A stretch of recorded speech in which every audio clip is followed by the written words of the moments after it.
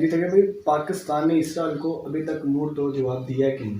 پاکستان کا جو جواب ہے وہ تو اس وجہ سے بڑا اہم ہے کیونکہ پاکستان کو جن لوگوں نے بنایا وہ ہمیشہ سے بہت فلسطین کی حمایت میں تھے. پہلی بات تو یہ ہمیں یہ نظر آتا ہے کہ ترکی کے لوگ ہم سے بہت زیادہ پیار کرتے ہیں اور ترکی کے لوگ ہمیں ہمیشہ ہمارا جو ساتھ دیتے ہیں.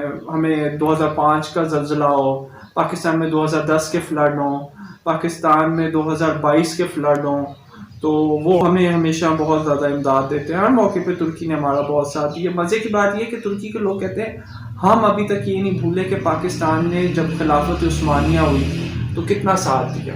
مثلا ہمارے ایک صدر تھے، صدر ممنون حسین، وہ بتاتے ہیں کہ میں نے ترکی میں مولانا جلال الدین رومی علیہ رحمہ کے دربار پہ گیا تو وہاں پہ جب پتہ لگا پاکستان کا صدر ہے تو ہر بندہ میرے ساتھ فوٹو کھنچوانے کے لیے تیار ہو گیا. تو پھر میں نے اپنی سیکورٹی ٹیم کو بھی کہا کہ انہیں خوش ہو کے کھنچوا لینے دو. تو ایک بہت بوڑھی اماں آئی تو انہوں نے بتایا کہ ہمیں آج بھی یاد ہے کہ آپ کے مسلم لیگ کے محمد علی جوہر نے کہا تھا کہ ان کی والدہ نے کہا ہے کہ بیٹا جان خلافت پہ وار دو. تو پاکستان کا یہ ہے کہ پاکستان نے پہلے ہی آٹومن امپائر کے ٹوٹنے کی مخالفت کی تھی. پاکستان تو چاہتا تھا کہ آٹومن امپائر کو نقصان نہ پہنچے اور خلافت عثمانیہ جس طرح اتنے ملکوں کی سربراہی کر رہی ہے جس میں موجودہ فلسطین شامل ہے وہ قائم و دائم رہے. پھر اس کے بعد جب یہ اسرائیل بنا تو پاکستان نے مخالفت کی کہ جب 1930s میں یہودیوں کو زبردستی لا کے یورپ سے کچھ وہ خود آئے، کچھ انہیں آباد کیا گیا، کچھ بالفور ڈیکلیریشن کے ذریعے آباد ہوئے، کچھ غیر قانونی طور پہ یورپ سے کشتیوں میں آئے. تو پاکستان کے جو بنانے والے ہیں مسلم لیگ کے لیڈران، انہوں نے مخالفت کی تھی اس کی. انہوں نے کہا تھا دیکھیں آپ ایک بات کو بہت ضروری ہے سمجھنا، وہ سمجھیں کہ آپ یہودیوں کو تحفے میں کسی اور کی زمین نہیں دے سکتے.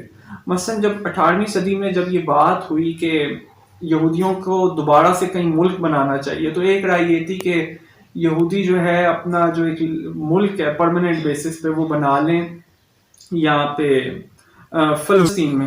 تو کچھ یہودی جب گئے فلسطین تو انہوں نے کہا کہ اگرچہ the bride is very beautiful but she is married to someone else، کہ دلہن تو بہت خوبصورت ہے لیکن وہ کسی اور کی دلہن ہے. یعنی کہ زمین تو بہت اچھی ہے فلسطین کی لیکن وہ کسی اور کی زمین ہے.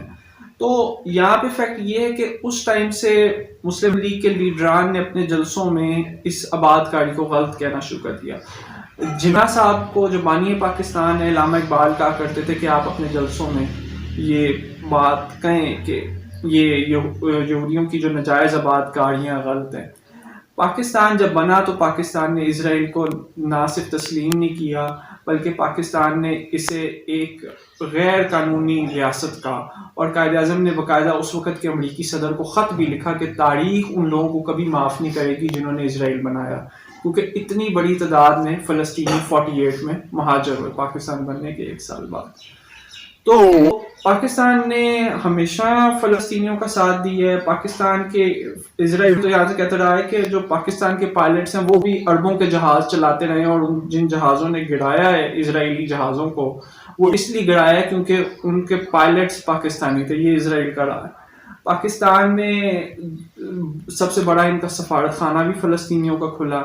پاکستان نے ہمیشہ